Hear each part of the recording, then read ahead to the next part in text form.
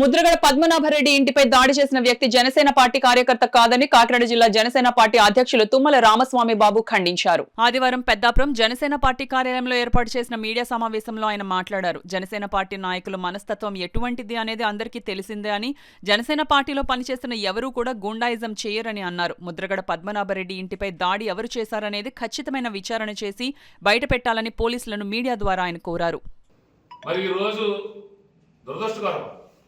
అది పద్మనాభరెడ్డి గారి ఇంటైనా, నా ఇల్లైనా, తెలుగుదేశం పార్టీ నాయకులు ఇల్లైనా, జనసేన పార్టీ నాయకులు ఇల్లైనా, బీజేపీ వారి ఇల్లైనా, ఏ నాయకుడే కాదు, సామాన్యుడు ఇంటి మీద ఇంకొక వ్యక్తి వెళ్ళి దౌర్జన్యం చేసిన అది ముమ్మాటికి తప్పని మేమందరూ చెప్పదలుచుకుంటా ఉన్నాం.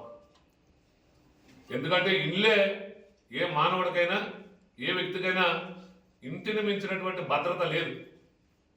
కాకపోతే మరి ఈరోజు పద్మనాభరెడ్డి గారి ఇంటి మీదకి వెళ్ళినటువంటి వ్యక్తి జనసేన పార్టీ అని కొంతమంది ఆరోపణ చేస్తూ ఉన్నారు.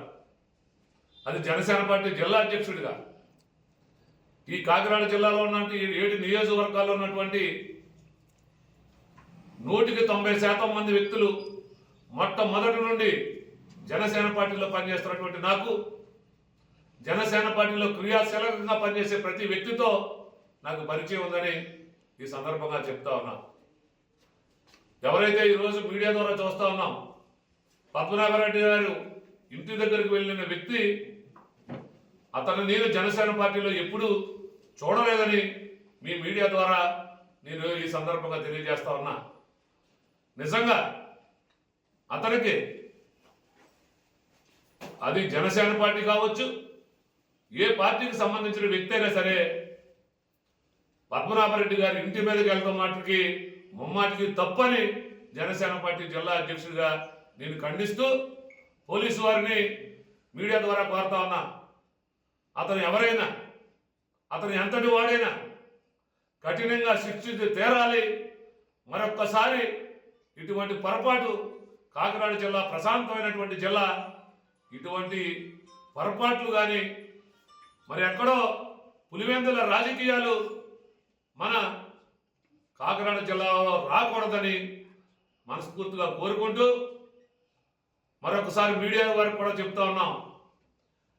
నిజాలు బయటపడే వరకు ఆ వ్యక్తి ఎవరు, ఎందుకు పద్మనాభరెడ్డి గారి ఇంటికి వెళ్ళాడు, ఏం ఆశించి వెళ్ళాడు, లేకపోతే గతంలో ఏమైనా వ్యక్తిగత కక్షల వల్ల వెళ్ళాడా, లేకపోతే ఎవరైనా ఏ దురుద్దేశంతో చేశారనేటువంటిది పోలీస్ ఎంక్వైరీలో ఖచ్చితంగా బయటకు వస్తుంది.